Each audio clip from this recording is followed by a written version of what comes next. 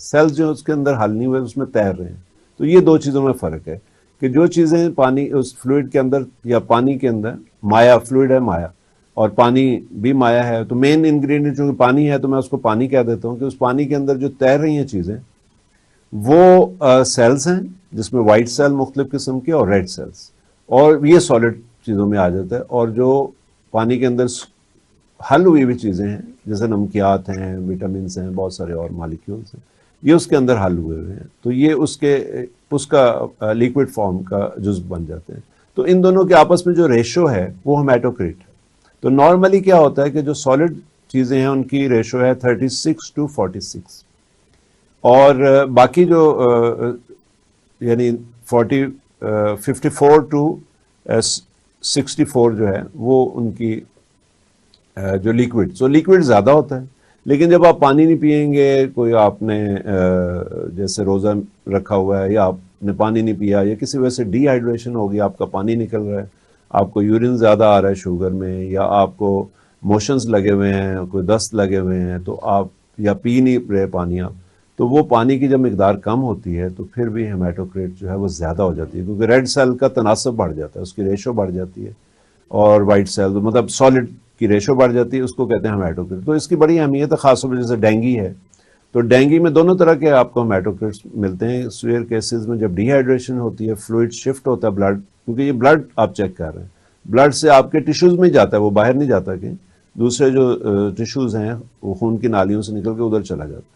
تو پانی اس میں خون گاڑھا ہو جاتا ہے جسے کہتے ہیں، اور سیلز کی مقدار زیادہ ہو جاتی ہے، ناٹ دا پلیٹلیٹ، باقی جو سیلز ہیں ریڈ سیل، اور پانی جو ہے وہ کم ہو جاتا ہے. تو اس کو ہیمیٹوکریٹ انکریز، وہ بڑا ایک سائن ہے اس کے اندر. لیکن عام طور پہ ہم دیکھتے ہیں ہیمیٹوکریٹ ڈیکریز، ہیمیٹوکریٹ کم ہوا ہوتا ہے.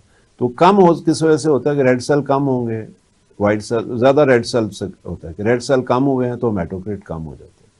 تو اس میں یہ ایک دیکھنے کی چیز ہے. یا آپ نے پانی زیادہ پیا ہے، اوور ہائیڈریشن ہے، وہ بڑا ریئر وہ بھی ہو سکتی ہے کاز اس کی، اور کوئی فلوئڈ ریٹینشن کی وجہ ہے، گردے صحیح کام نہیں کر رہے، تو ان چیزوں میں بھی کہ پانی نکل نہیں رہا آپ کے جسم سے، تو پانی کی مقدار زیادہ ہو گئی اس کے اندر، ہارٹ فیلئر ہے، کوئی اس طرح کی چیزوں میں بھی ہو جاتا ہے.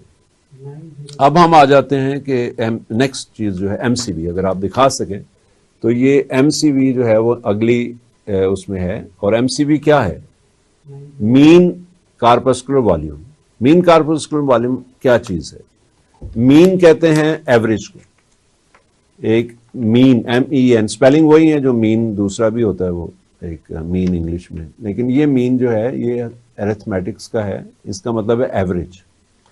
ایوریج جو نکالتے ہیں، اور کارپسکل کا مطلب یہاں پہ ریڈ سیل ہے، تو ریڈ سیلز کی جو ایوریج سائز ہے، والیوم کہہ لیں اس کو، سائز کہہ لیں، حجم کہہ لیں، وہ دیکھا جاتا ہے. بڑا امپورٹنٹ یہ اس میں کمپوننٹ ہے جو کاؤنٹ کے علاوہ ہے، یعنی یہ کاؤنٹ نہیں ہے، یہ سائز بتا رہا ہے ہمیں. تو M C V is mean red cell volume. M C V کو اگر آسان زبان میں کہا جائے تو ایم سی وی سائز ہے. تو سائز اگر چھوٹا ہوگا ریڈ سیل کا تو وہ کچھ انڈیکیٹ کرے گا، سیل اگر بڑے سائز کا ہوگا تو کچھ انڈیکیٹ کرے گا. تو میں آپ کو مختصراً سادہ الفاظ میں بتاتا ہوں کہ سیل اگر چھوٹا ہوگا آر بی سی تو وہ آئرن ڈیفیشنسی کو شو کرتا ہے. اور یا اس کی ریزن ایک اور ہو سکتی ہے، وہ ہے تھیلاسیمیا. اس میں جو ہے یہ سیلز، یا کوئی بھی ہیموگلوبینوپیتھیز میں، جیسے سکل سیل انیمیا تو اس میں سکلز شیپ کے ہوں گے سیلز. اور اسی طرح سے اگر ایم سی وی جو ہے بڑا ہوا ہے، یعنی سیل بڑے بن رہے ہیں، ریڈ سیل نارمل سائز ایک ہوتا ہے ان کا، وہ سائز ہے 75 to 95. اگر 98 100 105، میں چونکہ روز اپنے جاب کے دوران جو میں چغتائی ہیلتھ کیئر میں کرتا ہوں، تو ناظرین جو ایم سی وی ہے اس کی زیادتی جو ہے وہ وائٹامن B12 کی کمی، اس کی ڈیفیشنسی، اور فولک ایسڈ، وہ بھی وائٹامن بی اسی کیٹیگری میں آتے ہیں. تو وہ وائٹامن بی کی ایک قسم ہے فولک ایسڈ، جسے فولیٹ بھی کہتے ہیں. تو فولیٹ کی کمی جو ہے، یہ دو چیزیں پہلے دیکھنے والی ہیں کہ اگر سیل بڑے بن رہے ہیں تو یہ دونوں چیزیں ہو سکتی ہیں، اور بھی اس کی وجوہات ہیں، لیکن یہ مین دو چیزیں ہم دیکھتے ہیں. اور یہ ایزیلی چیک بھی ہو سکتی ہیں لیبارٹری میں، آپ ٹیسٹ کروا لیں، آپ کو پتہ چل جائے گا.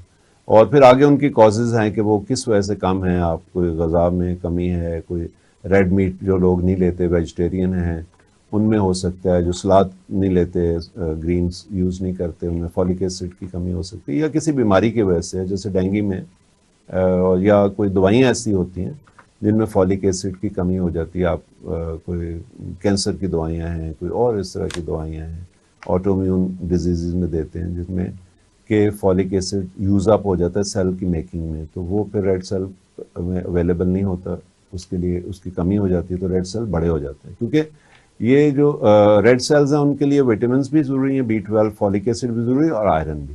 تو جب ان کو نہیں ملے گا تو وہ آئرن کی کمی میں تو وہ بنتے رہیں گے، لیکن ان کا سیل کا سائز چھوٹا ہوگا. لیکن جب وٹامنس کی کمی ہوگی تو وہ بنیں گے نہیں، وہی جو موجودہ سیل ہیں وہی بڑے ہوتے جائیں گے. تو یہ فرق ہے اس کے درمیان. تو B12 کی کمی اور فولیٹ اور بھی وجوہات ہیں، لیکن یہ کامن جو ہیں چیزیں. آپ نے ٹیسٹ خود بھی کروا سکتے ہیں، اس لیے میں بتا رہا ہوں کہ اگر آپ کو ایسا نظر آئے تو آپ B12 اور فولیٹ لیول کروا لیجیے، آپ کو پتہ چل جائے گا. اور ایم سی ایچ جو ہے وہ اس میں اسی طرح مین کارپسکولر ہیموگلوبن، تو اس میں بتاتا ہے کہ ایک سیل میں ایوریج کتنی ہیموگلوبن. تو یہ پہلے بھی ہم ہیموگلوبن میں پتہ چل جاتا ہے اس چیز کا، ٹھیک ہے. اور اس کے علاوہ جو امپورٹنٹ چیزیں ہیں وہ اس میں پلیٹلیٹس ہیں. تو پلیٹلیٹ آپ نے دیکھا کہ بہت زیادہ پینک کریٹ ہوتا ہے پلیٹلیٹ کم ہونے کی شکل میں، جیسے کہ ڈینگی فیور میں ہوتا ہے کہ ڈینگی میں پلیٹلیٹس کم ہو جاتے ہیں، اور اس کی وجہ یہ ہے کہ کچھ پلیٹلیٹ ڈسٹروائے ہونا شروع ہو جاتے ہیں. پلیٹلیٹ سپلین میں بھی ڈسٹروائے ہوتے ہیں، جن لوگوں میں سپلین بڑی ہوتی ہے ان کے اندر بھی پلیٹلیٹ ڈسٹرکشن شروع ہو جاتی ہے. تو یہ تو ناظرین جو ہے وہ پلیٹلیٹ آٹو امیون بھی اگر بہت زیادہ ڈاؤن آ رہے ہیں اور کوئی فیور بھی نہیں ہے، کوئی ریزن بھی نہیں ہے، تو پھر ہم دیکھتے ہیں کہ کیا اس کی وجہ کوئی وہ تو نہیں ہے، کوئی فولک ایسڈ ڈیفیشنسی، کوئی وٹامن ڈیفیشنسی، اور یا سپلین بڑھی ہوئی ہے جو اس کو تباہ کر رہی ہے. تو ناظرین یہاں ہم لیتے ہیں ایک چھوٹا سا بریک، اور ملتے ہیں بریک کے بعد. بہت شکریہ.